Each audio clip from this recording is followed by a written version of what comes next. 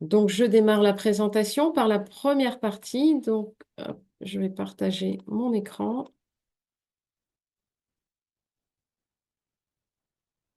Vous voyez bien mon écran. C'est bon. C'est bon? D'accord. Merci. Parfait. Hop,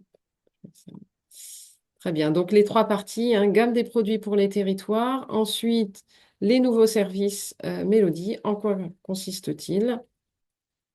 Alors, juste pour rappel, donc, pour les territoires, sur les données de l'INSEE, on va travailler à partir de plusieurs sources, hein. Donc, pour la sphère ménage, on va travailler à partir du recensement de la population, qui est donc la source majeure pour les territoires. On va également travailler à partir des données d'état civil, qu'il s'agisse des naissances, des décès ou encore des mariages. On va également travailler à partir des sources fiscales, ce qui nous permettra en fait de diffuser des statistiques sur la pauvreté et les revenus. On va également exploiter le répertoire électoral unique, ce qui nous permettra de donner des données justement sur les électeurs et sur le nombre d'électeurs. Tout ça, c'est la sphère ménage. Et côté entreprise, en fait, on va travailler donc à partir de Sirène, hein, sur les créations et les stocks d'entreprises et d'établissements. On aura également, à partir de la donnée sociale nominative, des données sur la répartition des emplois par taille d'établissement, des données également sur les salaires, des données sur les hébergements touristiques, hein, nombre de campings, d'hôtels et d'autres hébergements, et puis également sur la base permanente des équipements. Donc, on connaîtra les équipements par commune, équipements sportifs, équipements pour l'enseignement, équipements pour la santé et commerce. Alors, à partir de ces données, où retrouver l'ensemble de ces données et quels sont les produits qui sont diffusés? Donc, je vais sur le site d'insee.fr. C'est bon, vous voyez bien le site d'insee.fr? Oui, Oui, c'est bon, parfait, merci. Alors, quand vous êtes sur la page d'accueil, vous avez une rubrique qui s'appelle Accéder aux cartes et données locales. Et dans cette rubrique, vous allez avoir les différentes gammes de produits que je vais vous décrire très rapidement, hein, pour rappel. Toujours dans cette page d'accueil, si vous voulez zoomer sur les données du recensement de la population, vous avez la rubrique Connaître les résultats du recensement de la population. Donc ça, c'est une page qui est fixe, que nous alimentons chaque année et qui vous renvoie vers les résultats statistiques ou les populations de référence ex-population légale. Et enfin, toujours à partir de la page d'accueil, vous allez avoir la rubrique Consulter le catalogue des données, donc le fameux catalogue Mélodie que l'on va vous présenter aujourd'hui. Donc, je reviens à mon petit rappel. Voilà, donc on accède aux produits de données locales par la page d'accueil, c'est le plus simple. Et ensuite, vous avez différents produits, du plus éditorialisé jusqu'à la donnée brute. Alors, le plus éditorialisé va être le dossier complet. Donc, dans le dossier complet, vous choisissez votre territoire et vous allez retrouver tous les indicateurs des sources que je viens de vous citer sous forme de tableaux et de graphiques. Donc, dans le dossier complet, il a été enrichi cette année avec la partie électeur. Il va être enrichi encore cet été avec la partie sur les équipements des communes, ainsi que la partie logement du recensement de la population qui va être étoffée. Autre produit éditorialisé, le comparateur de territoire. Pour le comparateur de territoire, vous choisissez un certain nombre de territoires et vous allez y retrouver les principaux indicateurs. Donc, les produits les plus éditorialisés. Ensuite, on vous fait une offre de cartographie. Donc, sur la cartographie, vous allez avoir le site statistique locale. Oups, je vais sur la page d'accueil. Voilà. Donc, dans le site statistique locale, vous allez avoir la possibilité de faire une carte. Donc, si je choisis un territoire, par exemple, hop, ici, je choisis des communes, mettons, de Mayenne. du département de la Mayenne. Voilà. Pas la commune, pardon, département. Voilà. Et ensuite, je vais sélectionner l'indicateur que je souhaite. Donc, toujours avec statistiques locales, donc vous pouvez faire une carte, vous pouvez voir les données associées à cette carte, en fait, hein, et vous pouvez rajouter d'autres indicateurs. Ça va alimenter votre tableau. Vous avez également d'autres fonctionnalités, à savoir des rapports et également une rubrique données externes. Dans cette rubrique données externes, vous allez avoir la possibilité d'importer votre propre jeu de données. Donc, je prends mon fichier Excel, par exemple, pour lequel le jeu de données ne se retrouve pas sur statistiques locales. Je récupère donc mes données, je fais un CTRL-C et dans statistiques locales, je vais donc hop, aller sur mes données externes. Je ne veux pas mon jeu de données. Petit espace, copier des données territoriales. Ce sont des données départementales. Je vais donc coller mes données et la carte apparaît.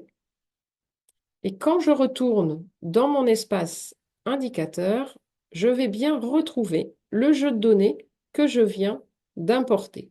Donc, vos propres données, vous pouvez les importer sur statistiques locales. Autre possibilité de statistiques locales, pour les personnes qui sont clients Géoclip, vous pouvez connecter vos jeux de données avec celles de l'INSEE présentes sur statistiques locales via en fait le protocole TJS. Vous avez cette possibilité qui vous est offerte. Ce que je vous propose, juste pour que vous manipuliez 2 petites minutes statistiques locales, je vous propose le petit exercice suivant. Vous allez, vous allez récupérer la population municipale 2022 pour le département de Loire-Atlantique, donc pour tous ceux qui peuvent se rendre sur statistiques locales. Donc, l'adresse vous est transmise dans le canal chat et je vous laisse. Il est 10h12, disons qu'à 12h14, on va reprendre une petite correction. L'idée n'est pas que vous maîtrisiez statistiques locales, simplement avoir une petite idée de cet outil, aller dessus et voir, vous verrez plus tard, en fait, l'ensemble des fonctionnalités. Donc, je vais revenir sur statistiques locales. Je vais fermer tout ça.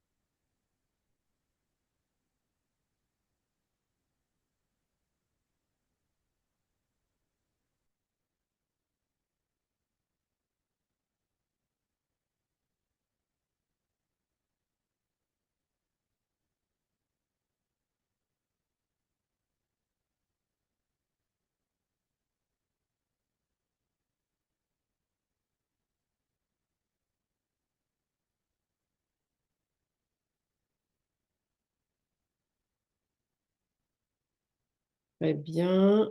Donc, il est 14. Donc là, on choisit le découpage géographique, le département de la Loire-Atlantique. Donc, Loire-Atlantique,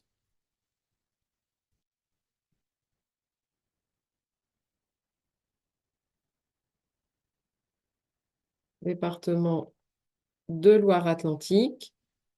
Et ensuite, je veux sélectionner la population municipale 2022. Je vais dans démographie, évolution et structure de la population municipale 2022. Et j'ai bien ma carte et mon tableau associé. Voilà. Ce que je voulais vous dire sur statistiques locales, je poursuis dans la gamme des produits, hein. Donc, on a vu le dossier complet, le comparateur de territoire, statistiques locales. Statistiques locales, donc, ça va être pour des données au niveau communal et supracommunal. Si vous avez des données pour nos données à l'infracommunal, on a un outil qui s'appelle Cartophine. Je vais venir dessus. Donc, cartographie à l'infracommunal. Je vais sur l'onglet des cartes. Par exemple, je vais pouvoir taper mon adresse, 105 rue des Français Libres à Nantes. Libre à Nantes. Et vous voyez que l'outil de cartographie, voilà, à l'état de l'art de la technologie, donc vous permet de visualiser les données et de récupérer les données, hein, en cliquant sur le carreau sur lequel je me suis rendue, et également la possibilité de sélectionner le territoire, le polygone de mon choix,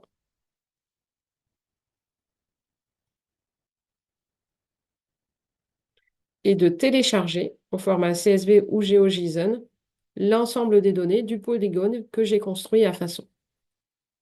Donc, on a vu dossier complet, comparateur de territoire pour la cartographie statistique locale pour les niveaux communaux et supracommunaux. L'outil, donc, cartographie infracommunale pour le niveau infracommunal. Et ensuite, vous avez donc la donnée brute. Donc, vous allez retrouver des fichiers bruts sur INSEE.fr que vous connaissez bien, hein. Donc, par exemple, là, vous allez pouvoir télécharger les fichiers XLSX ou CSV. Et pour les fichiers les plus volumineux, maintenant, on les propose au format parquet. Et puis, vous avez donc la nouveauté qui correspond donc au catalogue de données. Donc, l'application Mélodie, mon espace de livraison en open data de l'INSEE, où on met à votre disposition des jeux de données statistiques en open data. Et j'en dis pas plus sur cette partie Mélodie, sur lequel on va vous faire un zoom. Euh, voilà, à ce stade.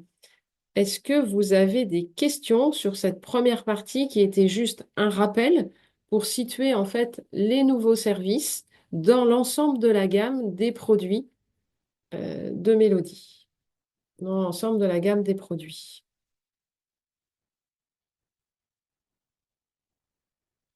Alors, s'il y a quelques petites questions,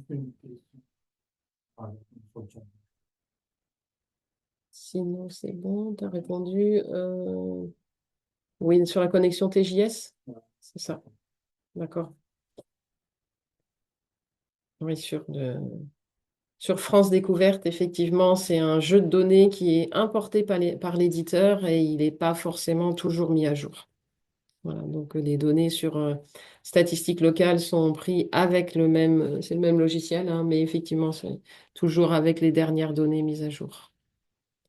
Alors, je ne vois pas d'autres questions. Donc, s'il n'y a pas d'autres questions, je vais laisser la parole à ma collègue. Très bien. Céline, Oui, je te laisse la parole et j'arrête le partage d'écran. d'accord. Bonjour à tous. Donc Céline Gauthier, moi, je suis responsable de produits de diffusion au pôle EDL et je travaille plus particulièrement sur l'intégration des sources de données dans Mélodie. Donc je vais vous parler pour cette deuxième partie du catalogue de données de l'INSEE Mélodie. Donc, je vais partager mon écran.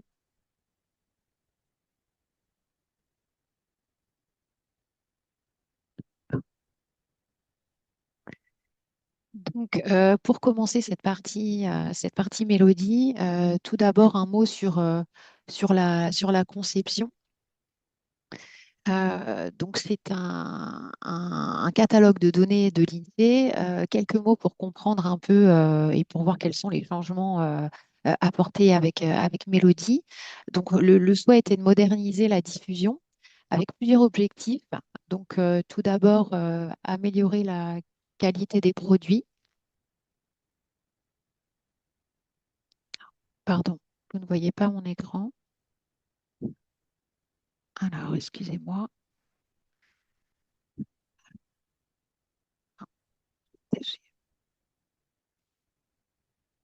Est-ce que vous voyez bien mon écran? Oui, c'est bon, Céline. C'est bon, pardon, j'avais pas cliqué. Euh, comme je vous disais, le but, c'est d'améliorer en premier lieu la qualité des produits et des métadonnées. Donc, au niveau des métadonnées, il y a des changements qui sont faits. L'objectif est d'harmoniser en fait toutes les métadonnées de tous les jeux de données qui sont dans le catalogue Mélodie avec les standards internationaux afin que les métadonnées, donc l'avantage, c'est qu'elles sont stables dans le temps et que ça facilite pardon, les appariements entre tous les jeux de données que l'on peut mettre à disposition, mais également voilà, comme on s'aligne avec les standards internationaux, ça permet aussi l'appariement de jeux de données, quelles que soient voilà, les données nationales ou autres. Donc, on va conserver quand même tous les indicateurs, c'est-à-dire que tous les indicateurs que l'on diffuse, que l'INSEE diffuse jusqu'à aujourd'hui, vont continuer à être diffusés. On va revenir un peu plus en détail. C'est juste voilà, les métadonnées, la façon dont on décrit les données qui vont être un peu revues. Et enfin, Mélodie va offrir de nouveaux services la nouveauté, vous avez vu tout à l'heure un passage rapide dans le catalogue, on a un point d'entrée unique pour tous les jeux de données de l'INSEE. Alors c'est vrai qu'à ce jour, on a sur le site insee.fr des jeux de données, on a diverses informations, on a beaucoup de choses.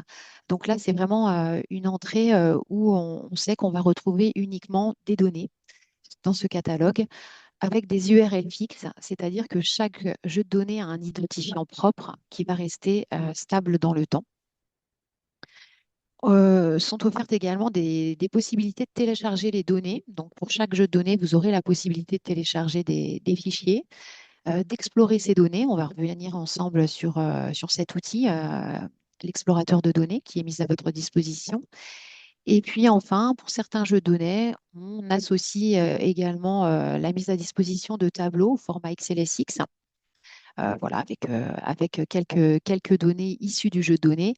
Et puis l'API. Voilà, toutes les données sont accessibles par API. Je ne vais pas détailler, il y a une partie dédiée à l'API Mélodie en séquence. Alors, on va revenir plus en détail sur les métadonnées pour vous expliquer un petit peu la manière dont elles ont été conçues. Donc, au niveau des métadonnées dans Mélodie, voilà quelques mots sur voilà, la manière dont on a construit ces jeux de données. Alors, dans Mélodie, on va parler de dimension. La dimension, c'est ce qui définit l'observation. Pour parler un peu plus simplement, je pense que ça parlera à tous. Une dimension, c'est la variable avec l'ensemble de ses modalités. Donc, toutes ces dimensions se réfèrent à un concept. Donc, on va prendre des exemples un peu plus concrets, le secteur d'activité, le sexe, l'âge. Donc, le concept va vraiment définir ce qu'est un secteur d'activité, l'âge et le sexe. Et puis, on aura les modalités qui sont rattachées à cette dimension. Alors, on a deux dimensions qui sont traitées un petit peu à part, vous le verrez tout à l'heure dans Mélodie, qui sont la géographie et la temporalité. Elles sont un petit peu particulières, mais on va y revenir.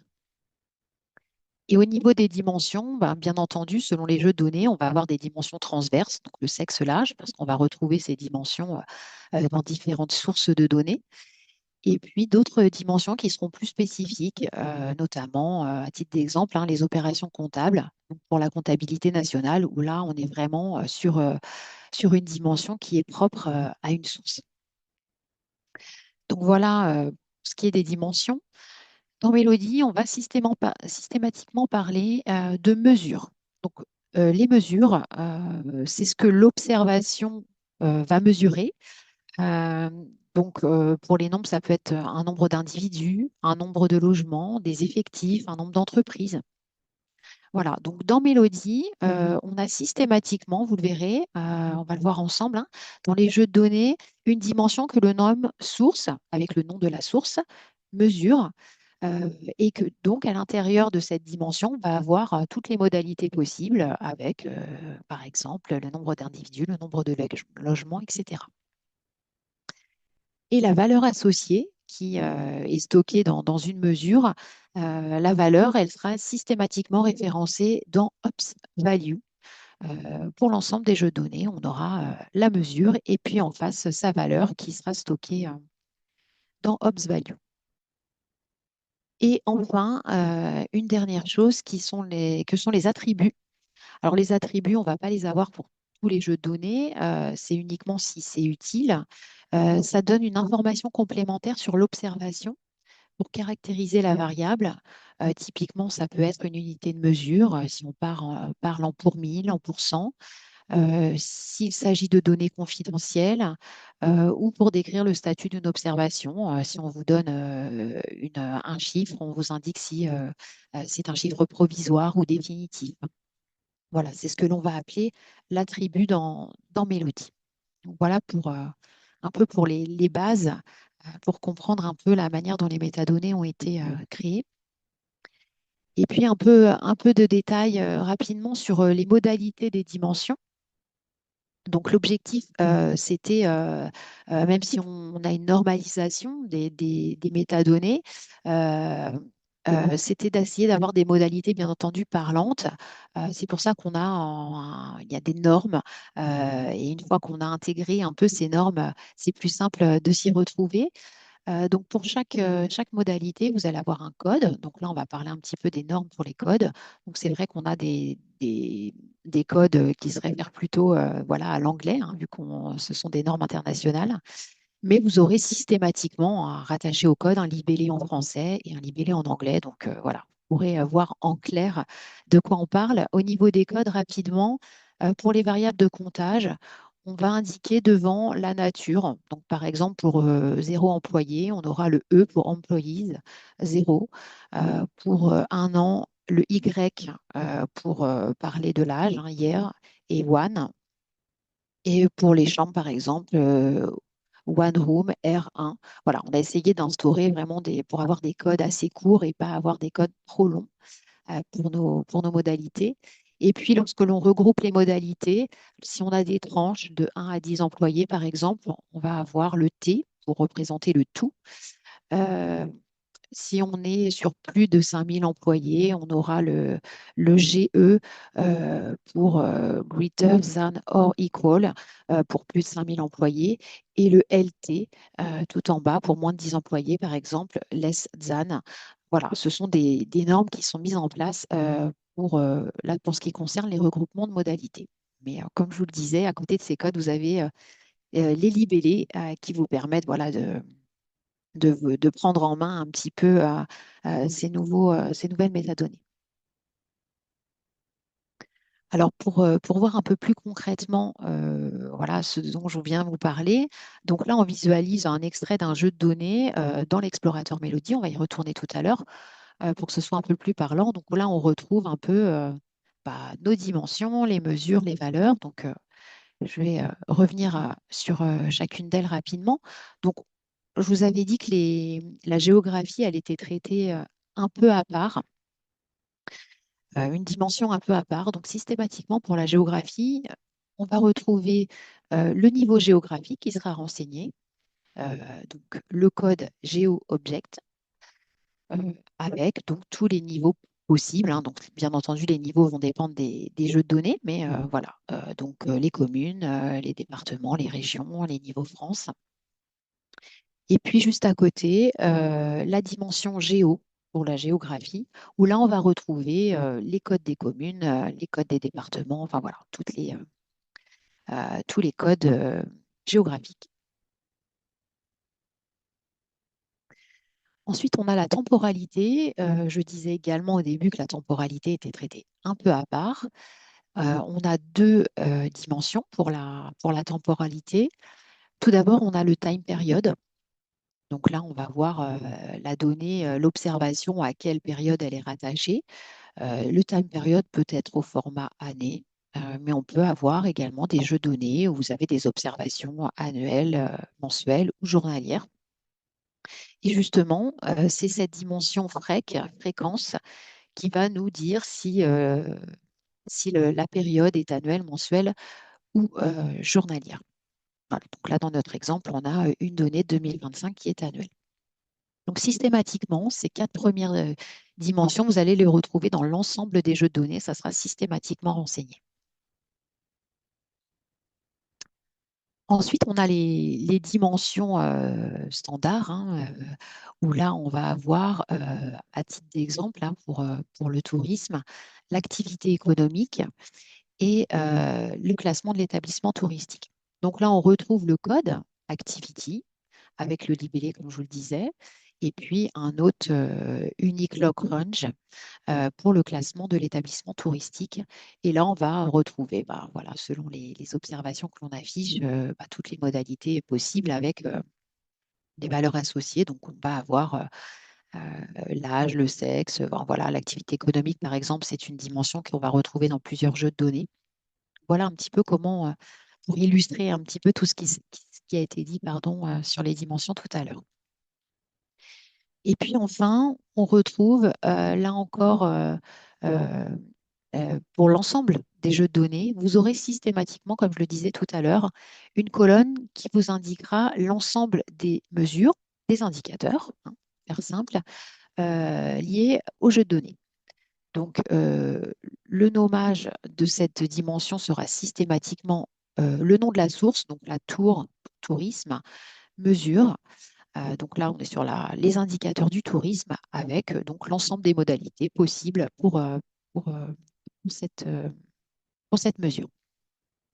Et puis, on renseignera systématiquement la valeur associée dans le Ops Value, comme je le disais tout à l'heure. Donc là encore, ces deux dernières colonnes, vous les retrouvez dans l'ensemble des jeux de données qui seront mis à disposition. Donc voilà un peu sur le format des données. Alors, un complément par rapport à ce qu'on pouvait diffuser auparavant et la manière dont on diffuse maintenant les données dans Mélodie, on passe de l'indicateur au cube. Alors, pour illustrer mes propos, donc le premier petit tableau, on voit que, par exemple, toujours pour cet exemple de tourisme, lorsque l'on diffuse sur INSEE.fr, lorsqu'on mettait à disposition les jeux de données, on retrouvait un indicateur, par exemple, les hôtels classés, le nombre d'hôtels classés une étoile en 2025. Donc là, vous aviez dans le fichier la géographie et le nombre d'hôtels classés une étoile en 2025 avec la valeur associée. Dans Mélodie, on passe au cube. Donc, au niveau de la géographie, je ne reviens pas dessus, hein, vous voyez la manière dont c'est découpé actuellement. Mais par contre, on passe au cube et on va donc avoir cet indicateur qui va être décomposé avec la période. Donc, le 2025 va être à part. Et le nombre d'hôtels classés une étoile. On va avoir l'activité économique. Donc là, on parle d'hôtels. Le classement de l'établissement touristique, une étoile. Et puis la mesure, on est sur le nombre d'établissements et la valeur. Voilà. Donc là, c'est vraiment une, le changement qui est, en plus des métadonnées, fait lorsque l'on est passé à la diffusion des données dans Mélodie. Le passage au cube. Pour information, sachez que on a des tables de passage et des aides à la lecture qui sont fournies hein, pour tous les jeux de données que vous allez retrouver euh, dans Mélodie. Sur INSEE.fr, on a mis des documents qui vont vous permettre, voilà, ce que je viens de vous expliquer là concrètement, comment retrouver mes hôtels classés une étoile en 2025. Il va falloir sélectionner ma période 2025, telle mesure, et puis filtrer sur ces modalités-là. Tout ça, on vous l'explique dans des fichiers qui sont mis à votre disposition pour bien entendu que le passage à Mélodie soit simplifié pour vous et que vous puissiez retrouver vos indicateurs habituels, étant donné, comme je le disais, qu'il n'y a pas de changement au niveau de la diffusion des indicateurs, ils sont toujours diffusés. Donc, je vais passer au catalogue hein, après avoir vu justement la manière voilà, dont était conçue Mélodie. On va passer sur le catalogue. Alors pour ça, je vais directement aller dans le catalogue. Agnès vous l'a montré tout à l'heure. Depuis le site INSEE.fr, vous pouvez ici arriver directement sur le catalogue Mélodie. Donc, si vous cliquez, vous arrivez sur la page du catalogue de données. Donc, sur cette page, vous allez retrouver différentes facettes là, sur votre gauche qui vont vous permettre de faciliter la recherche pour trouver les jeux de données qui vous intéressent. Donc, rapidement, on va revenir sur ce qui est à votre disposition. Donc, vous avez les thèmes. Ce sont, pour ceux qui connaissent bien INSEE.fr, sur INSEE.fr, vous avez également des facettes et vous retrouvez ces thèmes aussi sur le site INSEE.fr. Donc là, on a les mêmes thèmes et puis vous allez voir le nombre de jeux de données associés aux différents thèmes. Vous pouvez rechercher via ce biais-là. La nouveauté dans Mélodie, vous avez la possibilité de récupérer des jeux de données en fonction de leur niveau géographique. C'est-à-dire si vous êtes intéressé uniquement par des jeux de données parce que vous cherchez du national ou des niveaux régionaux, vous allez sélectionner l'ensemble des jeux de données qui proposent ce niveau géographique. Enfin, là encore, une nouveauté dans Mélodie, la recherche par source. Donc là, si vous connaissez votre source de données et que vous voulez rechercher l'ensemble des jeux de données sur le recensement de la population, par exemple, là, vous allez pouvoir sélectionner l'ensemble des jeux de données du recensement. L'axe d'analyse. Alors, l'axe d'analyse, ce sont les dimensions hein, dont je vous ai parlé tout à l'heure. Donc, si vous me dites, voilà, moi, j'ai envie de savoir quels jeux de données sont à ma disposition qui me permettent d'avoir des croisements par sexe, par âge, voilà, ou sur un critère particulier. Donc là, vous pouvez rechercher par axe d'analyse. Vous avez le millésime des jeux de données, les types de jeux de données. Donc, à ce jour, dans Mélodie, on a uniquement des données agrégées. À court terme, du moins, vous n'aurez pas de fichier détail à disposition. Donc, voilà, c'est une information importante à savoir. Pour le moment, uniquement des jeux de données agrégés dans le catalogue. Et puis là, vous retrouvez la date de dernière mise à jour pour récupérer les données les plus fraîches. Et puis, vous pouvez bien entendu combiner l'ensemble des filtres que vous faites. Et si vous avez fait des choix au-dessus, vous pouvez, si vous avez fait différents choix, vous pouvez supprimer ici ou quelques-uns de vos critères. Alors, je vous propose d'aller vous avez aussi ici voilà, un moteur de recherche qui va vous permettre des mots-clés, hein, de retrouver des jeux de données aussi. Alors, comment ça se présente un jeu de données? Vous avez un titre hein, systématiquement, un identifiant. Je vous le disais tout à l'heure lors de la présentation, l'URL est stable, c'est-à-dire que l'identifiant, l'URL que l'on retrouve ici, hein, l'identifiant est stable. Même si les données sont à jour, on met les données, donc là je suis sur un jeu de données mensuel, euh, l'identifiant reste le même. Voilà, donc c'est plutôt pour vous, vous pouvez conserver un lien et puis accéder avec ce même lien aux données les plus fraîches possibles. Donc, dans cet onglet description, on retrouve le titre du jeu de données, un sous-titre, un petit résumé qu'on le voyait apparaître dans la page d'accueil.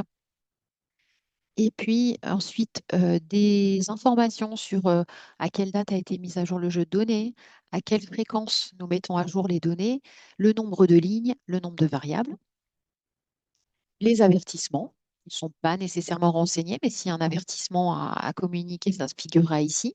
S'il n'y en a pas, vous n'aurez pas ce champ d'affiché dans l'onglet description. La description hein, du jeu de données. Et puis là, on voit la période temporelle couverte par les données. Donc là, on a des données sur 10 années. Et puis ensuite, vous avez la source ici avec le lien qui vous renvoie directement sur la description de la source sur INSEE.fr. Les thèmes. Et puis, pour en savoir plus, là, vous avez notamment le lien sur le produit INSEE.fr qui est relatif au DSM. Vous pouvez voilà, retrouver des liens, généralement des liens vers des publications, vers d'autres produits liés à ce jeu de données sur le site INSEE.fr. Donc voilà pour l'onglet description.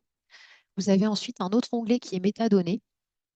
Donc là, on va décrire un petit peu le type de jeu de données, hein. Donc là, comme je le disais, pour le moment, on n'est que sur des données agrégées, l'unité statistique du jeu de données, l'identifiant de la DSD, et puis enfin, toutes les informations géographiques, donc sur quel périmètre on est, hein. Donc là, on est sur le champ France entière, le millésime géographique, les mailles géographiques, donc les niveaux géographiques auxquels on a accès dans ce jeu de données. Et puis ici, vous avez la liste des variables, des dimensions. Donc, par exemple, voilà, on voit que dans ce jeu de données, on va avoir des ventilations, notamment voilà, avec les codes et les libellés associés à chaque fois. Vous avez la possibilité donc, de télécharger la liste de codes du dataset du jeu de données. C'est-à-dire que si, par exemple, on est sur un jeu de données, on a des activités, c'est une liste de code complète qui est assez volumineuse, mais peut-être que dans un jeu de données, il y aura uniquement 20 activités de représenter. Donc, vous avez possibilité de télécharger la liste de code vraiment avec les modalités qui sont contenues dans le dataset, ou bien télécharger la liste de code complète. Et vous retrouvez également voilà, des définitions. Et puis pour la mesure, l'ensemble des indicateurs qui sont à disposition dans le jeu de données. Voilà, donc dans cet onglet métadonnées, on retrouve vraiment le détail des dimensions mises à disposition dans le jeu de données. Et puis le troisième onglet qui est assez important, l'onglet données. Alors dans cet onglet données, on va avoir la possibilité d'aller vers l'explorateur pour aller retrouver nos données directement et naviguer dans les données. Donc on va regarder juste après. Ici, vous pouvez télécharger l'ensemble des données du dataset au format CSV. Voilà, le jeu de données complet est accessible. À ce jour, uniquement le format CSV est proposé. Depuis cet onglet, vous pouvez avoir aussi les tableaux tout faits dont on parlait lors de la présentation au format XLSX qui sont téléchargeables ici. Voilà, donc là, c'est vraiment des choix qui ont été faits avec des indicateurs, des niveaux géographiques précis, voilà, des données un peu synthétisées. Euh, Ces fichiers Excel ne sont pas systématiquement proposés, ça dépend des jeux de données. Voilà, donc ne soyez pas surpris si parfois vous n'avez pas de fichier XLSX de proposer. Alors pour information, cet onglet données prochainement va être revu avec notamment, on fera figurer ici l'API, parce que bien entendu, c'est un moyen de récupérer les données, donc sera mentionné ici. Et puis voilà, l'interface sera un petit peu revue euh, pour cet onglet. Alors, je vous propose d'aller dans l'explorateur. Donc, on a vu tout à l'heure la copie d'écran, hein. Donc là, vous retrouvez donc, le jeu de données. Donc là, on est sur le nombre de décès. Ici, on n'a que les libellés. Vous avez la possibilité là, donc, d'afficher, comme vous voyez dans la copie d'écran tout à l'heure, les codes et les libellés, ou uniquement les codes. Vous avez une barre de défilement qui peut vous permettre, parce que certains jeux de données, il y a beaucoup de dimensions. Donc, il faut bien voilà, avoir en tête qu'il y a une barre de défilement qui vous permet notamment, hein, on a tous les croisements et puis la valeur actuellement qui est en fin de tableau. Donc, la barre de défilement. Et puis, vous avez la possibilité de faire des filtres. Donc là, je ne vais pas m'attarder sur le filtre géo, je vais juste faire une petite démonstration, sachant que ce filtre géographique, actuellement, la manière dont il est présenté ici, ça va être revu également pour qu'il soit un peu plus intuitif. Alors, je vais par exemple filtrer sur le département de la Loire-Atlantique et je vais vouloir récupérer les données sur les décès, les dernières qui ont été diffusées, les prochaines sont bientôt. Donc, en fin d'année 2024, en décembre 2024. Donc, je veux les données au niveau du mois. Donc là, je récupère les données mensuelles 2024. Je ne suis pas intéressée par une ventilation par sexe ou âge. Donc là, je vais sélectionner le total, c'est-à-dire que je n'aurai pas de ventilation par sexe.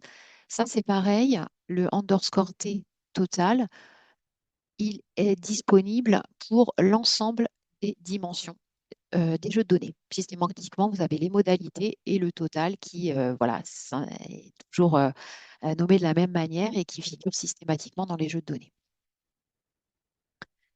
Donc là, on peut retrouver en Loire-Atlantique, donc là, j'avais différentes, mais pour ces croisements-là, j'ai uniquement le nombre de décès qui est proposé. Donc là, voilà, vous pouvez récupérer le nombre de décès, donc 1088 décès ont eu lieu en décembre 2024 en Loire-Atlantique. Vous avez notamment là, pour le choix que j'ai fait hein, pour la démonstration, une ventilation au niveau du lieu de décès. Lorsque vous faites des filtres dans l'explorateur, vous avez la possibilité d'exporter les résultats au format CSV. Voilà, donc vous avez une petite pop-up qui s'ouvre avec des options de téléchargement et vous avez la possibilité de récupérer ces données. Attention, c'est limité à 10 000 observations.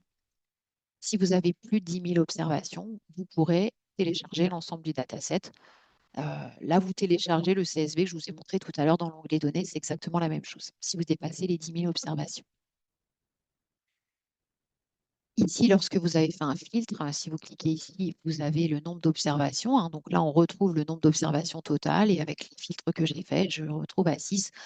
Vous pouvez voir si vous dépassez 10 000 ou pas. Si vous voulez faire un export de données qui vous intéressent, voilà, ça peut être utile. Ici, vous voulez revenir à zéro, vous supprimez l'ensemble de vos filtres. Et puis enfin, rapidement, voilà, là, vous avez la possibilité, si dans un jeu de données, vous n'êtes pas du tout intéressé par des croisements et que vous voulez l'indicateur total, vous avez la possibilité de mettre l'ensemble des dimensions à total, donc par défaut. Et le filtre va se faire voilà, automatiquement en sélectionnant le total pour le sexe, l'âge et le lieu de décès là, pour le jeu de données. Donc voilà pour ce qui est de l'explorateur. Alors, ce que je vous propose, je vais juste repasser rapidement les diaporamas, mais tout a été dit, rien oublié. Alors, je vous propose de manipuler un peu avec des questions, des petites questions. Alors, je vous invite à aller dans le catalogue Mélodie. Alors, pour ça, je pense que vous êtes mieux de repartir de la page d'accueil INSEE.fr. Alors, la page d'accueil INSEE.fr, je ne sais pas si vous vous rappelez, avec donc le bandeau juste en haut à droite, ici, qui vous permet d'accéder directement au catalogue de données de l'INSEE. Alors, avec quelques questions. La première question, depuis la page d'accueil, combien de jeux de données sont disponibles au niveau communal? Je vous laisse regarder, on va faire les questions les unes après les autres. Je vous laisse regarder rapidement. Une petite minute, je pense que c'est assez rapide, sinon vous me direz. Alors, combien de jeux de données au niveau communal?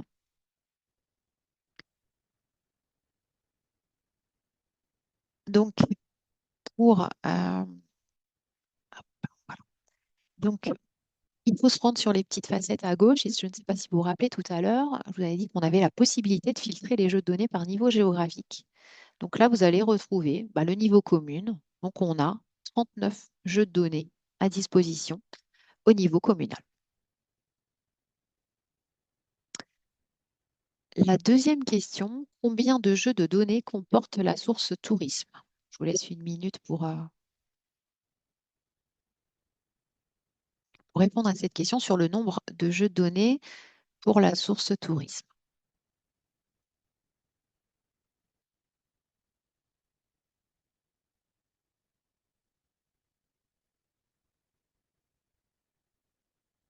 Alors là encore, on est sur les facettes. Vous avez donc la facette source, où là, vous allez pouvoir directement taper la source qui vous parle. Donc là, on voit qu'on a deux jeux de données pour la source tourisme. Vous pouvez les sélectionner et puis les afficher. Et je pense qu'on a le temps de faire cette troisième question facultative, sauf si je pense qu'au niveau du timing, on n'est pas en retard. Je vous propose d'aller dans l'explorateur cette fois-ci. Donc, tout d'abord, de sélectionner le jeu de données qui convient. Donc, cette question 3, elle concerne le recensement de la population, l'exploitation principale. Une fois que vous aurez repéré votre jeu de données, je vais vous demander d'aller dans l'explorateur et d'essayer de récupérer le nombre de femmes de 80 ans ou plus en France métropolitaine en 2021. Donc pour cela, le filtre géographique, vous devez sélectionner France pour le niveau géographique. Donc je vous laisse 1 ou 2 minutes et je laisse afficher la question à l'écran.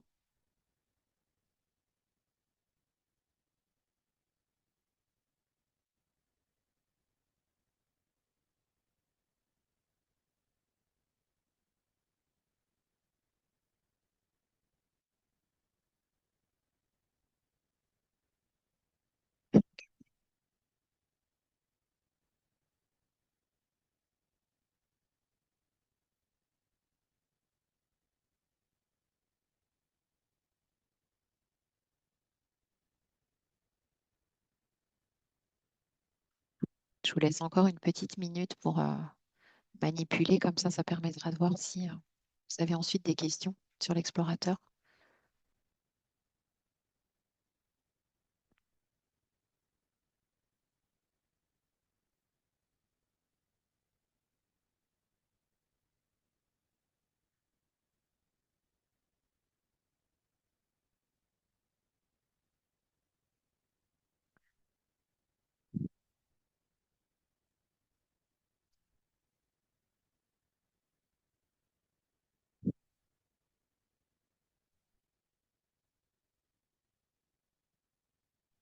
Alors, je propose de faire la correction ensemble. Alors, tout d'abord, il faut repérer le jeu de données. Donc, je vous avais indiqué recensement de la population, exploitation pardon, principale. Donc, voilà, on peut partir par source, enfin, voilà, ou taper autre chose. Donc, le recensement de la population, l'exploitation principale. Donc là, on est sur la population. J'espère que c'est vrai que je l'avais pas noté. C'était le thème population.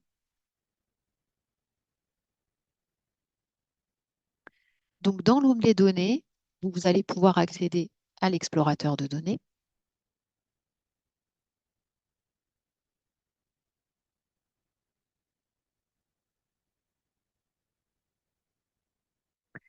Une fois qu'on a l'explorateur de données affiché, là, on vous demande quel est le nombre de femmes de 80 ans ou plus en France métropolitaine en 2021. On peut commencer, par exemple, par le filtre géo. Donc là, je vous avais un peu guidé en nous indiquant que le filtre, le niveau géographique, c'était le niveau France. Même si ensuite, on a la France entière et la France métropolitaine, ça pose pas de problème. On n'a pas besoin pour le moment de faire de filtres supplémentaires. On est sur la période qui nous intéresse, c'est l'année 2021. Ensuite, on était sur le nombre de femmes âgées de 80 ans ou plus. Et donc, on récupère la donnée pour la France métropolitaine qui était donc de 2 576 893 femmes de 80 ans ou plus en France métropolitaine en 2021. Donc voilà pour la manipulation pour l'explorateur. Je ne sais pas s'il y avait des interrogations. Voilà. Sinon, je vais laisser la parole à Agnès pour la suite avec les points forts et les points faibles de Mélodie pour synthétiser. Merci Céline. Je vais repartager mon écran. Vous voyez bien mon écran, c'est bon? C'est bon, Céline? Oui, moi, je t'entends pas très bien, Ah, tu m'entends pas. pas Ok. assez fort, enfin, pour ma part. Je ne sais pas si c'est le cas de tout le monde. Alors, ok. Voilà. Hop, si je reviens dessus. C'est pas assez fort, j'ai rien changé. Bon, Peut-être que moi, je ne sais pas. je vais mettre un petit peu plus fort. Bon, ça va là. C'est mieux comme ça? C'est mieux? Oui, Ok. Donc, rapidement sur les points forts et les points faibles de Mélodie, puisqu'en fait, Mélodie est encore en cours d'évolution et il est perfectible. Alors, quels sont les points forts? Enfin, vous pourrez tester, nous faire des remontées, hein. Mais a priori, le catalogue et ses critères de sélection semblent assez simples pour les utilisateurs et ça vous permet de vous dire, voilà, on a les données à cet endroit-là, on a le catalogue puisque la navigation sur le site INSEE.fr à travers la rubrique études et statistiques est souvent compliquée. Là, vous avez un catalogue, vous avez un point d'entrée unique pour les données. Donc à terme, ce sera vraiment le point d'entrée unique. Aujourd'hui, on le verra dans les points faibles, c'est pas tout à fait le cas. L'explorateur, donc l'explorateur, hein, ça vous permet de visualiser le jeu de données, d'explorer, de filtrer en fait les données selon les critères que vous choisissez. Même si aujourd'hui il y a encore un petit temps de latence au moment où vous ouvrez l'explorateur, après il est fluide. Donc l'explorateur permet vraiment de bien découvrir le jeu de données. Vous avez aussi l'API. L'API est un des points forts de Mélodie. Elle est assez simple de prise en main. Donc, une démonstration vous sera faite par Cédric à la suite des points forts et points faibles que je vous montre. Vous avez aussi dans la page description en fait de chaque jeu de données Mélodie, vous avez les liens vers les pages de documentation et les liens vers les produits d'INSEE.fr. Vous avez ensuite les URL des jeux de données qui démarrent tous par DS comme dataset qui sont fixes dans le temps. Donc ça, c'est quelque chose qui nous était remonté et demandé depuis pas mal de temps. Donc là, vous avez des URL fixes. Ensuite, vous avez également une demande des utilisateurs qui était remontée, à savoir d'avoir des données disponibles pour tous les zonages, mais y compris les zonages englobants. Jusqu'ici, vous aviez dans les fichiers, en fait, les données communales, et vous aviez à côté toutes les possibilités pour faire des agrégations. Mais là, dans Mélodie, vous avez directement la possibilité d'avoir vos zonages, y compris les zonages englobants. Donc, par exemple, vous allez avoir toutes les communes d'un EPCI. Vous allez avoir la possibilité d'avoir toutes les communes d'un département, toutes les communes d'une région, tous les départements d'une région. La seule chose que vous n'ayez pas, c'est toutes les EPCI d'une région, puisque vous avez des EPCI qui sont à cheval sur plusieurs régions.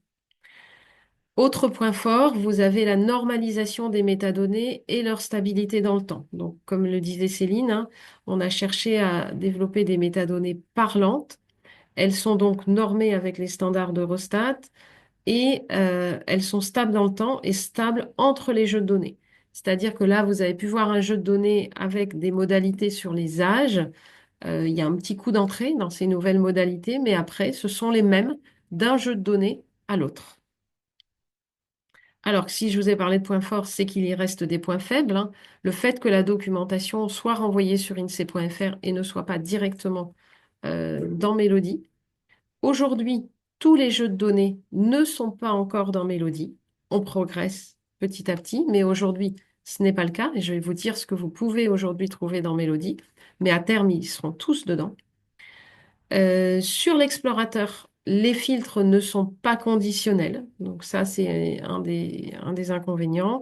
Et le filtre géographique tel qu'il est présenté aujourd'hui est contre-intuitif, pas du tout intuitif. Néanmoins, l'évolution est en cours et d'ici quelques semaines, vous aurez un filtre géographique qui sera beaucoup plus simple et facile de prise en main. Alors, où on en est maintenant aujourd'hui dans l'alimentation de Mélodie en termes de jeux de données? Eh bien, je dirais que d'ici le mois de juin, la première vague de jeux de données pour les territoires aura toutes été mise dans Mélodie. Alors, aujourd'hui, des jeux de données définitifs qui ne vont pas évoluer du tout, vous avez tout ce qui concerne le tourisme, aussi bien les hébergements que les fréquentations. Donc là, vous avez les jeux de données définitifs. Vous avez également la base permanente des équipements avec 4 jeux de données. Vous avez les caractéristiques des entreprises et des établissements, donc la répartition des, des effectifs par taille d'établissement, les créations d'entreprises et les créations d'établissements. Vous avez l'état civil, nombre de naissances, nombre de décès au niveau communal. Et puis, vous avez les données du répertoire électoral unique. Donc là, ils ont été intégrés dans Mélodie, je dirais, avec un format à la cible, sachant que comme tout jeu de données, comme toute source, on a des questionnaires qui évoluent. on a des demandes qui peuvent apparaître. Donc, dans la vie normale d'un jeu de données, ces jeux de données peuvent être amenés à évoluer. Mais ils sont d'ores et déjà intégrés dans Mélodie. Alors, vous avez des jeux de données qui sont en cours de déploiement dans leur version définitive. C'est le recensement de la population. Un petit zoom sur le recensement de la population. En fait, jusqu'ici, vous avez bien les jeux de données, mais ils étaient en version dite bêta. Pourquoi en version bêta? Puisqu'en fait, on avait modifié certaines choses et on attendait un petit peu des retours utilisateurs pour mettre une version définitive, même si on ne retrouve pas toutes les données. Mais ce que vous allez retrouver dans Mélodie, au niveau du recensement de la population, ce sont les données qui correspondent au tableau et graphique du dossier complet.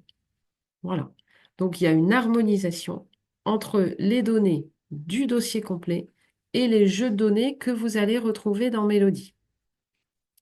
Il y a juste une petite évolution.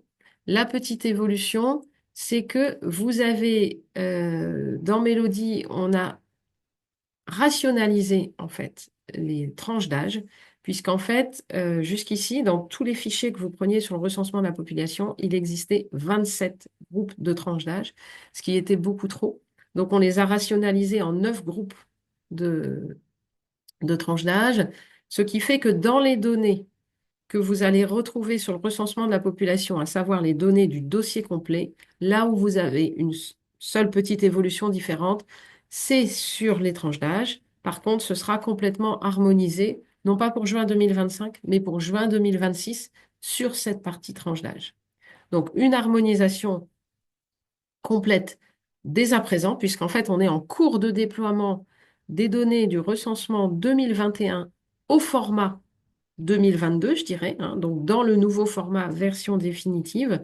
Donc d'ici la fin de la semaine prochaine, tous les jeux de données du recensement de la population millésimés 2021 seront au format Mélodie définitif. Avec en juin 2022, vous allez donc avoir le nouveau millésime, mais ils seront bien au format tel que vous allez le trouver dès à présent, enfin à la fin de la semaine prochaine, dans Mélodie. Les jeux de données qui vont arriver d'ici l'été 2025, donc ce sont les jeux de données sur les salaires. Vous en avez au niveau national, mais vous n'avez pas ceux au niveau local. Vous allez avoir d'ici la fin du mois d'avril, au plus tard, les données sur les revenus, donc pardon, sur la pauvreté et les revenus. Vous allez avoir au 1er avril les données sur les stocks d'entreprises et d'établissements. Et vous aurez d'ici le mois de juin les indicateurs sur les quartiers prioritaires de la ville et les indicateurs territoriaux de développement durable. Donc voilà ce qu'on pouvait vous dire en termes de calendrier. Et sachez qu'à l'été, en fait, 2025, toutes les données locales dans leur première version et les données qui vont correspondre au dossier complet, vous allez toutes les retrouver dans Mélodie. Voilà ce que je pouvais vous dire sur la partie point fort, point faible. Euh,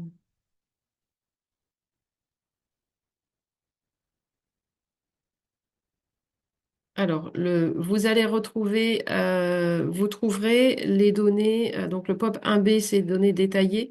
Là, vous allez retrouver dans Mélodie tout ce qui correspond aux chiffres clés et pas au tableau détaillé, en fait. Tout ce qui sera davantage détaillé, ce sera vu ultérieurement et probablement pas sous cette forme-là dans l'API. Mais on peut faire des ajustements. On a bien compris que, il y a des besoins sur des niveaux assez détaillés en termes d'âge, hein. Donc, on verra ce qu'on peut faire en termes d'ajustement. Mais à court terme, ce ne sera pas le cas. Est-ce qu'il y a d'autres questions sur cette partie? Je n'en vois pas. Donc, s'il n'y a pas d'autres questions, Cédric, je te laisse la parole sur la partie API et j'arrête le partage de mon côté.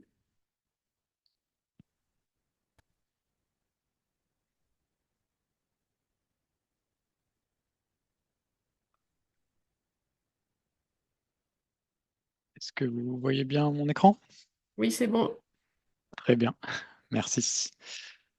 Donc désormais, je vais vous parler de l'API Mélodie. Donc l'idée aujourd'hui, c'est pas de rentrer dans la technique, mais c'est simplement vous montrer, vous présenter les possibilités offertes par l'API Mélodie qui vont permettre d'automatiser, de faciliter la récupération de toutes les données qu'on a pu voir jusque-là dans le catalogue, dans vos logiciels ou dans vos applications.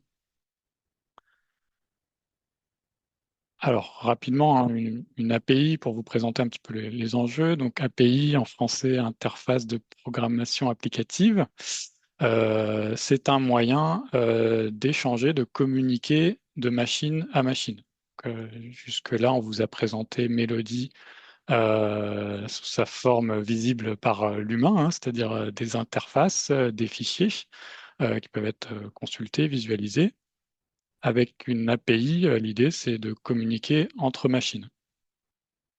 Et ces échanges d'informations, ils vont se faire selon des standards qui font que, quel que soit le logiciel que vous utilisez, quelles que soient les technologies utilisées, vous allez être capable de traiter les données reçues de la part de l'API Melody. Voilà, ces échanges, c'est quelque chose de très standard dans les architectures aujourd'hui, hein, quand vous naviguez sur Internet, depuis votre téléphone, depuis votre ordinateur sur un site web. En fond, les applications appellent une ou plusieurs API pour aller récupérer des données. Voilà, donc ça se fait de manière transparente pour l'utilisateur, mais derrière, il y a des API qui sont appelées.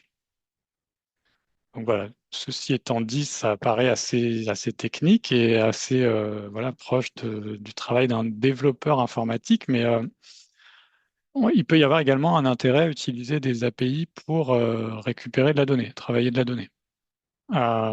Aujourd'hui, vous récupérez sans doute sur INSEE.fr régulièrement des fichiers. D'une année sur l'autre, vous devez sans doute de nouveau aller manuellement les récupérer.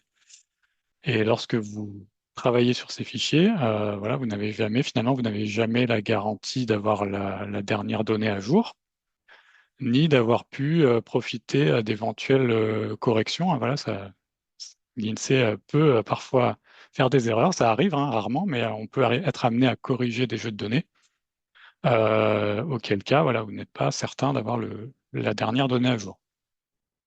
Via les API, on va pouvoir, au moment où vous en avez besoin, vous allez pouvoir appeler les services de l'API Melody pour récupérer la dernière donnée à jour. Tout ça va se faire de manière standardisée, comme je l'ai indiqué tout à l'heure, ce qui va faciliter les travaux d'automatisation et de récupération régulière dans des programmes. Enfin, dernier intérêt hein, pour récupérer de la donnée, non seulement on va pouvoir, via une API, récupérer de la donnée, mais aussi profiter de services proposés du type recherche ou filtrage. C'est-à-dire que vous allez, au lieu de télécharger un fichier intégralement, vous allez pouvoir demander à l'API de filtrer, par exemple, le jeu de données sur le territoire de votre choix et ainsi récupérer uniquement l'information qui vous intéresse. Voilà un peu pour les généralités sur les API. Et l'API est un mode de diffusion proposé par l'INSEE depuis de nombreuses années, hein. Aujourd'hui, on dénombre 5 API proposées dans un portail. Je vous ferai une démonstration juste après. On dénombre 5 API. Donc, la première d'entre elles est l'API Sirène, que vous connaissez sans doute. La deuxième est Mélodie, qui nous intéresse aujourd'hui. Vous avez une troisième API qui concerne les métadonnées. Et enfin, vous avez deux API, une qui s'appelle données locales et la dernière qui s'appelle série chronologique, BDM. Donc, à terme, DDL et BDM seront pris en charge par Mélodie. Donc, le périmètre de Mélodie, à terme, couvrira l'ensemble des données locales et des séries chronologiques. Vous retrouvez ces 5 API aujourd'hui sur un portail que je vais vous présenter. Pour ceux qui ont eu l'occasion déjà de pratiquer les API de l'INSEE, ce portail a changé récemment depuis octobre dernier. Donc vous avez une interface un petit peu relookée, mais le principe reste le même, c'est-à-dire un point d'entrée unique vers les différentes API de l'INSEE. Une petite nouveauté toutefois, vous allez pouvoir, pour certaines API, alors toutes les API sauf Sirène, vous allez pouvoir appeler les API sans avoir à vous authentifier, c'est-à-dire sans avoir à créer de compte pour appeler l'API. C'est un confort supplémentaire pour les utilisateurs. Voilà, avec toutefois un quota de requêtes autorisé. Donc pour Mélodie, il est de 30 par minute. Alors, on va aller ensemble sur ce catalogue des API. Je vous montre comment y arriver. Voilà, INSEE.fr. Donc, en haut, vous avez un bandeau avec définition, méthode et qualité et une section qui s'appelle, excusez-moi, une section qui s'appelle Offre de données ouvertes, dans laquelle vous retrouvez en premier lien le catalogue Mélodie, dont on vous a déjà parlé, et en deuxième lien, le catalogue des API. Dans cette page, on vous récapitule l'ensemble des API proposées et vous avez le lien vers le catalogue. Vous retrouvez les 5 API mentionnées et donc l'API Mélodie. Donc, sur le portail, vous retrouvez l'ensemble de la documentation associée à chacune des API et donc à l'API Mélodie. On va la parcourir ensemble. Dans l'onglet Documentation, vous retrouvez donc les conditions générales d'utilisation de l'API,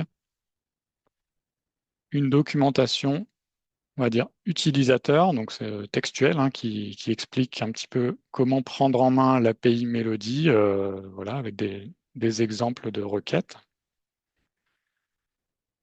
Et une documentation plus technique, voilà, donc si vous êtes amené à creuser l'usage des API, c'est une documentation assez standard hein, qui permet de lister l'ensemble des services proposés par l'API. Donc voilà, des services autour du catalogue. Vous allez pouvoir récupérer automatiquement l'ensemble des définitions des jeux de données, par exemple. Vous allez pouvoir récupérer des données et vous allez pouvoir aussi récupérer tout ce qui concerne des référentiels, c'est-à-dire les listes de code euh, associées aux différents jeux de données. Donc, l'information voilà, principale à retenir, c'est de finalement tout ce qu'on a pu vous montrer via le catalogue, via l'explorateur, exploite une API. Et donc finalement, tout ce qu'il est possible de faire via le catalogue et l'explorateur, vous pouvez aussi le faire vous-même via les API. Et enfin, sur le volet de gauche, vous retrouvez également des exemples de code. L'idée, c'est d'avoir des exemples de code minimalistes hein, qui vous permettent de voir comment appeler l'API Melody dans différents langages. Donc, en R et en Python pour les parties statistiques, on va dire, et en JavaScript pour plutôt dans un usage d'application développement. Voilà pour le portail et la documentation. Donc vous aurez dans le support, hein, vous aurez tous les liens. Donc le lien pour accéder au portail des API, les différentes documentations disponibles, donc la documentation utilisateur, la documentation plus technique.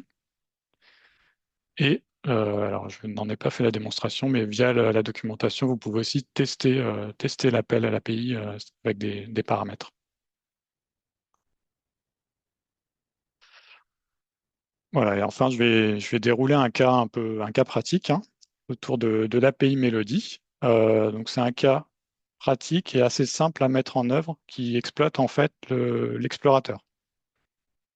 Donc, l'idée, on va aller ensemble sur un jeu de données. Hop, donc voici un des jeux de données proposés dans le catalogue Mélodie.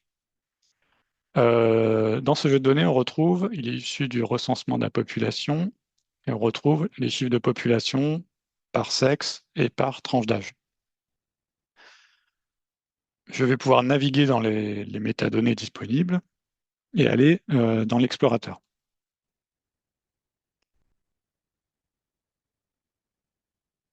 Donc l'explorateur, si vous avez eu l'occasion là tout à l'heure de naviguer dans l'explorateur, vous avez sans doute remarqué qu'en bas de page, vous avez un champ qui s'appelle API.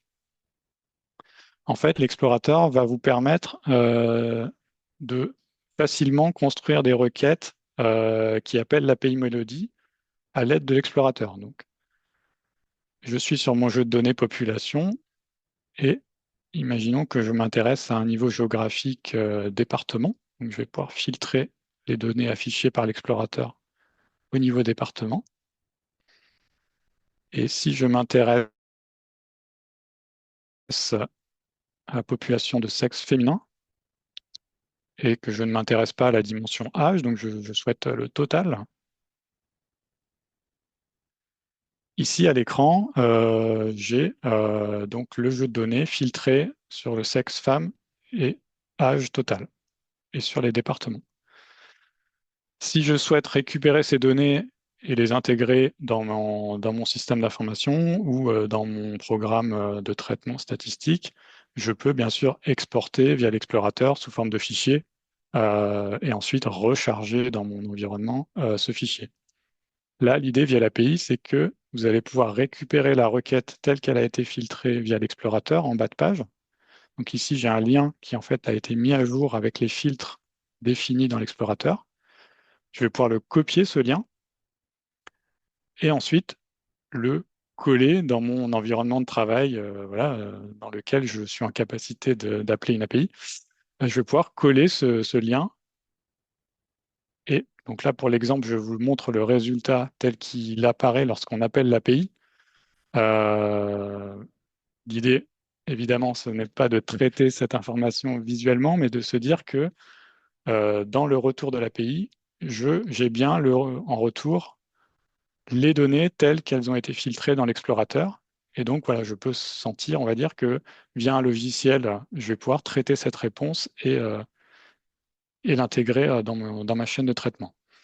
Donc ici, j'ai filtré sur le niveau départemental et par exemple, je retrouve bien un département 971 et la valeur ici affichée. L'explorateur m'a aidé à créer ma requête.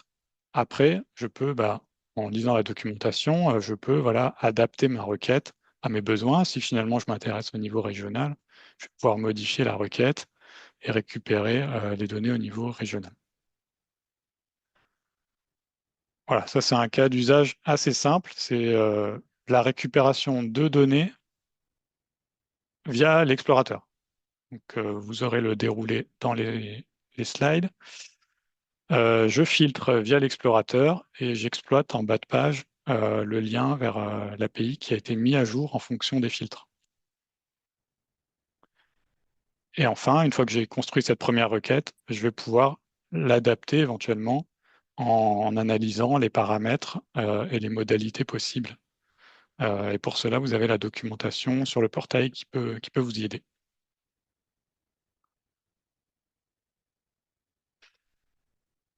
Voilà sur l'API Melody. Donc, vous aurez toutes les ressources dans le support hein, si vous avez besoin de creuser. Voilà, vous l'aurez compris. L'idée, c'est de faciliter la récupération des données présentées dans le catalogue, l'explorateur Melody, et vous permettre de faciliter l'intégration de ces données dans vos environnements. On peut peut-être faire une petite pause avant de pose question avant de passer à la suite. Est-ce qu'il y a des questions liées à l'API? Je n'en vois pas, donc on va poursuivre, mais n'hésitez pas sur le canal si besoin. Alors ensuite, on va parler d'un exemple d'utilisation de l'API Melody avec un package R donc, qui vous est proposé en version encore bêta. l'idée, en fait, c'est d'exploiter les possibilités de l'API Melody pour les personnes utilisant l'environnement de statistique R via la création d'un package. Donc, ce package, une fois installé, il va exploiter les possibilités de l'API Melody tout en masquant finalement toutes les configurations techniques, définition des requêtes, telles que j'ai pu vous le montrer. Ce package, il est disponible, il est ouvert à l'extérieur depuis peu. Il est encore en version bêta. Donc voilà, faut avoir en tête que le contenu et aussi l'emplacement du package peut être amené à évoluer. Voilà, et vous pouvez aussi faire des retours sans problème via un espace qui est en lien dans le support qui permet de faire des retours. Donc ce package R, hop, donc le voici, hop, donc il est disponible sur GitHub, donc il y a un espace de dépôt de code accessible sur Internet pour tout le monde. Ce package, vous en retrouvez le code ici même à l'écran. Il est encore en cours de conception, donc voilà. Et il n'est pas déposé sur l'espace voilà, l'espace CRAN. Donc pour les personnes habituées à travailler en R, c'est le dépôt un peu central des packages R. Il n'est pas déposé sur ce dépôt pour l'instant. Il doit être installé manuellement suivant une procédure qui est documentée. Donc, vous allez retrouver la documentation de ce package. Donc, pour les personnes qui sont à l'aise avec R, vous pourrez suivre, je pense, sans problème. Il s'agit d'appeler des fonctions R. Si vous n'êtes pas familier avec l'environnement R, l'idée, c'est de vous dire que, voilà, de vous présenter ce qu'il est possible de faire avec l'API Melody, éventuellement dans un autre langage, mais ça ouvre un peu les possibilités. Donc, sur cet espace, vous retrouvez toute la documentation du package avec des exemples d'utilisation de l'API. Et je vous fais une petite démonstration. Hop. Voici, vous devez voir normalement mon environnement de travail R. Donc, dans cet environnement de travail R, une fois que j'ai téléchargé en suivant la documentation le package qui s'appelle Melody, je vais pouvoir le charger et utiliser les différentes fonctions proposées par ce package qui exploite donc l'API Melody. Un premier cas d'usage, tout à l'heure, je vous ai montré via l'explorateur, on peut définir sa requête à l'aide des filtres de l'explorateur. Je vous ai montré qu'on pouvait copier cette requête. Donc, une fois la requête copiée, via le package R, je vais pouvoir la coller simplement en paramètre d'une fonction. Et en retour, j'aurai dans un objet au format R, j'aurai les données telles qu'elles ont été filtrées dans l'explorateur. Donc, hop, ici, j'ai lancé la petite fonction. Et en retour, voilà, j'ai un objet R qui contient les 300 lignes telles que filtrées dans l'explorateur. Donc voilà, l'idée, c'est que ça facilite pour vous, si vous travaillez en R, ça facilite la récupération automatique des données dans Melody. Cette requête, bien sûr, je vais pouvoir la retravailler éventuellement, hein. Donc, si finalement je m'intéresse au sexe masculin, je vais pouvoir relancer ma requête et j'obtiens donc toujours 300 lignes, mais cette fois filtrées sur le sexe masculin. Un deuxième exemple d'utilisation du package. Le package il va faciliter le travail de filtrage sur les territoires.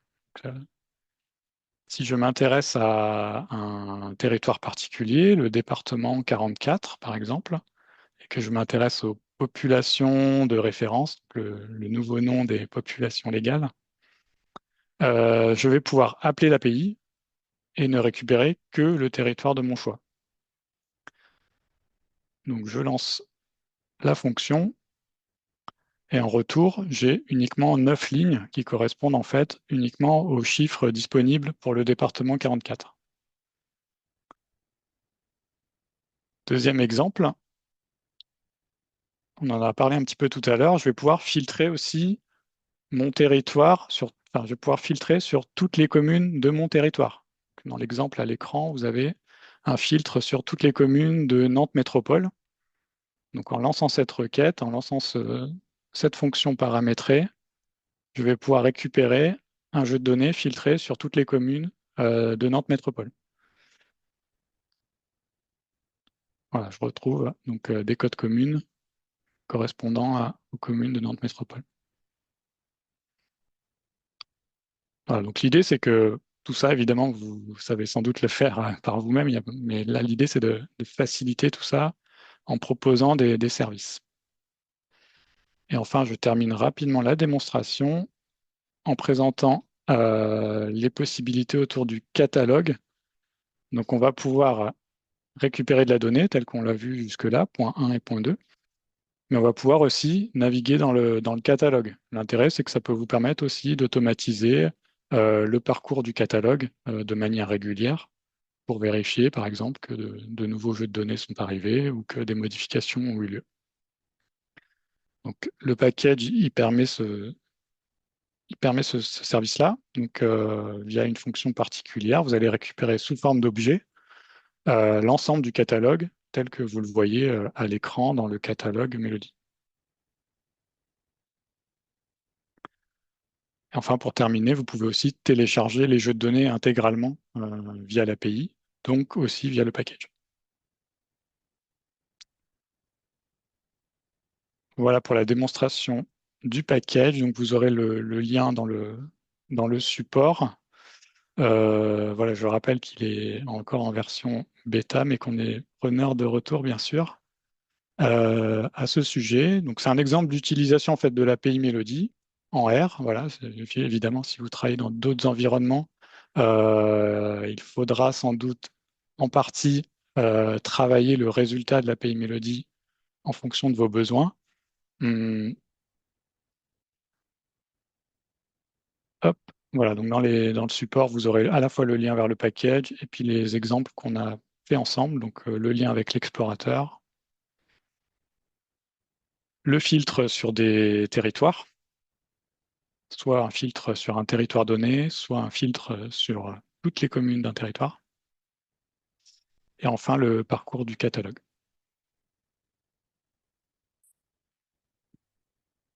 Voilà sur la partie API et un peu exemple d'exploitation possible via un package R.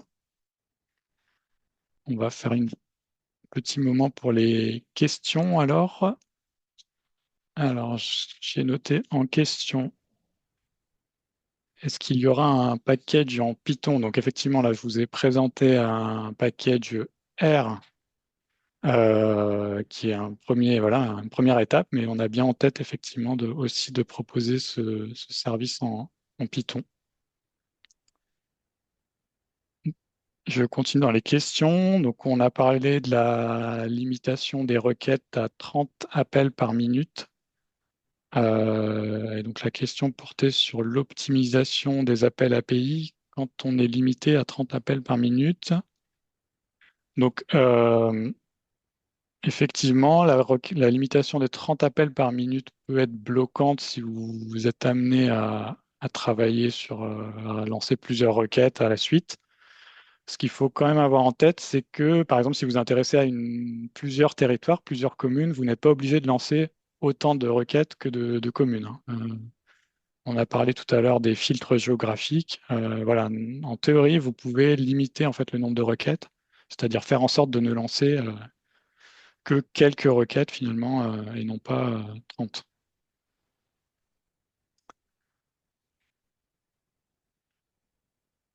Et alors, y a-t-il plus de paramètres possibles depuis l'API que depuis l'explorateur?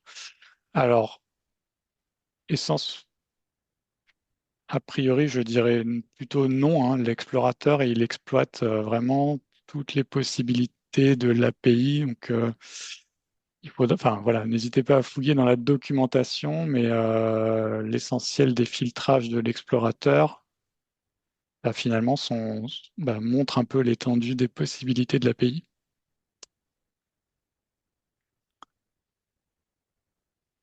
Et c'est tout ce que j'ai comme question notée, à moins que dans le chat, il y en ait des nouvelles. Il y en a une sur le filtrage, sur le time period le plus récent. Est-ce qui est prévu d'un latest? A priori, non. Donc, ça répond à la question. Euh,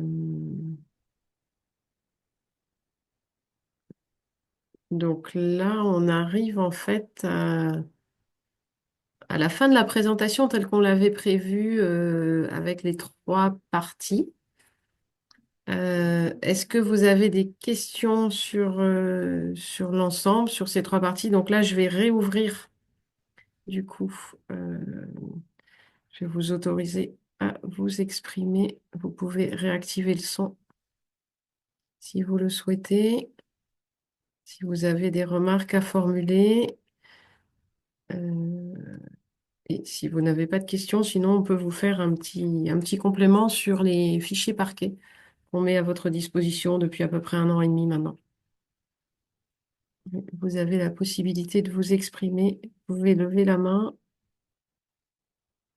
ou prendre la parole si vous le souhaitez. Vous avez la possibilité de réactiver. J'ai réactivé vos micros.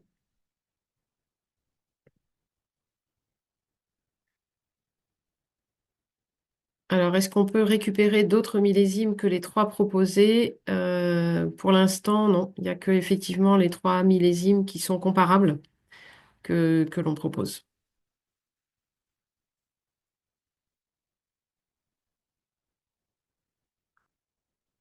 Le recensement. D'autres questions?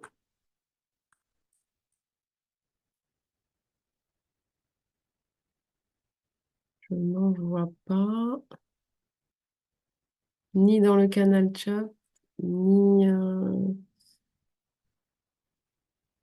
Bon, donc peut-être que on vous donne les informations sur le format parquet, puisqu'on a été un petit peu plus rapide que ce qu'on estimait. Cédric, du coup, je te laisse présenter le diaporama sur les Oui, formats parquet. Apparemment, il y a des gens qui sont intéressés, donc vas-y, vas-y.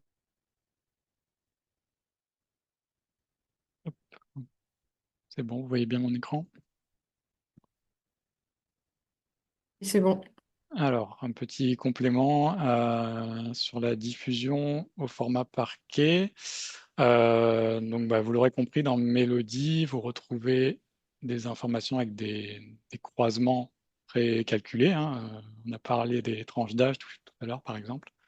Vous retrouvez des tranches d'âge qui ont été choisies, fixées. Vous pouvez être amené à avoir des besoins particuliers, hein. Si je reprends l'exemple des tranches d'âge, vous avez peut-être d'autres tranches d'âge sur lesquelles vous travaillez sur les données du recensement de la population. Et dans ce cas, la solution sur le site de l'INSEE consiste à aller chercher ce qu'on appelle les fichiers détails. Donc là, les fichiers détails sont des fichiers volumineux, hein, sur lesquels vous retrouvez les données individuelles et vous allez pouvoir recalculer de votre côté les croisements tels que vous les souhaitez. Ces fichiers détails, ils ne sont pas sur le catalogue Mélodie aujourd'hui. Ils sont toujours sur le site de l'INSEE, insee.fr, et vous pouvez les télécharger. La problématique sur ces fichiers, c'est qu'ils sont très volumineux. Donc, jusque-là, vous les téléchargez dans un format CSV, voire des bases, qui est un format ancien. Mais depuis quelques années a émergé un nouveau format de données qui s'appelle le format parquet et qui va en fait faciliter grandement le travail sur ces jeux de données volumineux. Donc en quelques mots, donc certains connaissent déjà le format, d'autres peut-être pas. Donc je fais un petit bref rapide récapitulatif sur ce format. Donc c'est un format qui répond à des problématiques de données volumineuses.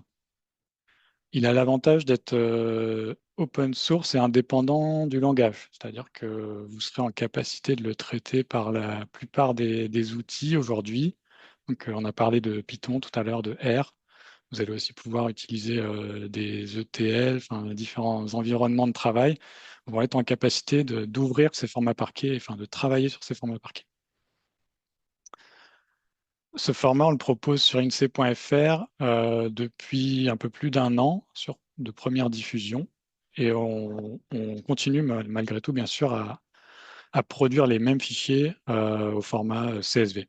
Donc, voilà, aujourd'hui, vous avez le choix entre le format historique, on va dire CSV, et ce nouveau format parquet. Donc les avantages, en quelques mots, de ce nouveau format, c'est un format très compact, hein, certains fichiers sur INSEE.fr, tels que des fichiers détaillés du recensement de la population, peuvent faire jusqu'à 5 gigas en format CSV décompressé. Au format parquet, ils ne font que 500 mégas. Avec vos logiciels, vous allez pouvoir requêter ces fichiers de manière très, très rapide, hein, très efficace. L'idée, c'est que vous allez pouvoir filtrer, enfin votre logiciel va pouvoir filtrer seulement les lignes et les colonnes dont vous avez besoin. Là où un fichier CSV, par exemple, doit être intégralement parcouru par votre logiciel pour travailler, ce qui peut être très long. Et enfin, un autre avantage, c'est que le format intègre les métadonnées associées aux différentes colonnes du fichier. Donc voilà, le cas un peu classique, c'est les codes géographiques, les codes communes, qui parfois sont interprétés comme des formats numériques par les logiciels. Voilà, avec ce format-là, la colonne qui contient le code commune, elle est typée format caractère, donc vous êtes assuré de ne pas perdre le petit zéro là qu'on perd quand on passe au format numérique. Un panorama des fichiers de données locales, on va dire, disponibles actuellement sur le site de l'INSEE. Vous avez tous les fichiers détails du recensement de la population qui sont disponibles au format CSV parquet désormais. Et vous avez le fichier détail de la base permanente des équipements, donc qui contient l'ensemble des équipements géolocalisés, qui aussi est disponible au format parquet. Et désormais, voilà, au fur et à mesure des diffusions, le standard pour ces données volumineuses, ce sera toujours CSV, format CSV et format parquet. Donc vous avez toujours le choix. Alors, je pense qu'on n'aura pas le temps de faire une démonstration, mais je passe un petit peu rapidement. Voilà, ce fichier au format parquet, vous avez un exemple d'utilisation d'un format parquet du recensement de la population à l'écran, avec un logiciel qui s'appelle TAD, donc vous l'aurez en lien dans le support, hein. C'est un logiciel gratuit qui s'installe sans problème. Il vous permet d'explorer un fichier parquet de manière en exploitant toutes les possibilités du format, c'est-à-dire en permettant de filtrer rapidement sur ce fichier. Donc là, à l'écran, par exemple, le fichier détail du recensement qui est à l'écran, il comporte 17 millions de lignes. Donc ça, c'est un fichier qu'on a du mal à ouvrir avec de logiciels traditionnels. Avec cet outil, on peut le parcourir en exploitant les possibilités techniques du format très rapidement. Là, j'ai filtré à l'écran, j'ai filtré sur un iris et j'obtiens les 260 lignes concernées en quelques secondes. Ça, c'est un exemple d'utilisation voilà, un peu exploratoire du fichier. Mais après, l'idée, c'est plutôt dans vos programmes ou dans vos logiciels de travailler sur ces fichiers parquets. Une petite information sur la diffusion des formats parquets. Donc, vous pouvez télécharger les fichiers parquets sur INSEE.fr, c'est-à-dire que vous devez télécharger les 500 mégas dont j'ai parlé tout à l'heure. Vous devez toujours les télécharger sur votre poste. Aujourd'hui, on peut aussi techniquement appeler à la volée des fichiers parquets. Ça, c'est possible techniquement, mais on a une contrainte sur INSEE.fr qui fait que vous ne pourrez pas exploiter cette possibilité aujourd'hui en tout cas. Donc voilà, c'est bon à savoir. Aujourd'hui sur INSEE.fr, vous devez toujours télécharger les fichiers parquets Mais voilà, on espère qu'un jour, on pourra résoudre ce problème et que vous pourrez aussi interroger à la volée ces fichiers parquet.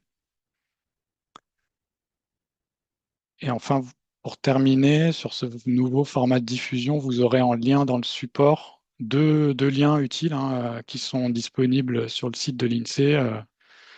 Donc le premier, c'est une publication qui s'appelle le Courrier des statistiques, avec un numéro qui présente les différents formats de données, et donc qui vous explique un petit peu l'historique et le panorama actuel des formats de diffusion, dont le format parquet.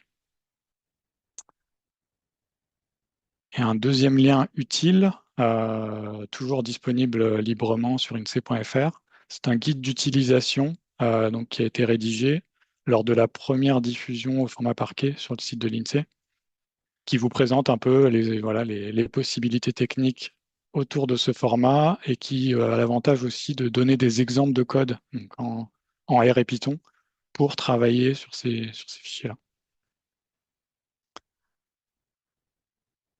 Voilà sur la diffusion au format parquet. Est-ce que vous avez des questions?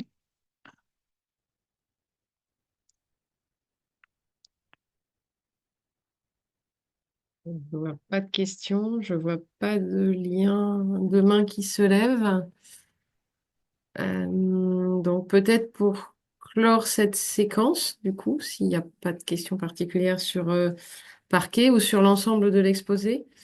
Euh, donc comme je vous l'ai dit en introduction, nous sommes un pôle national, hein, donc on a été délocalisé. C'est une partie des travaux qui étaient au siège à Paris qui ont été délocalisés sur Nantes. Donc on a vocation à travailler pour l'ensemble du territoire et c'est la première fois que l'on fait une présentation, un webinaire pour présenter en fait le panorama des données locales ainsi que les nouveautés avec Mélodie. Donc là, vous avez la possibilité de vous exprimer. Ça nous intéresse d'avoir vos retours puisque pour nous, c'est une première.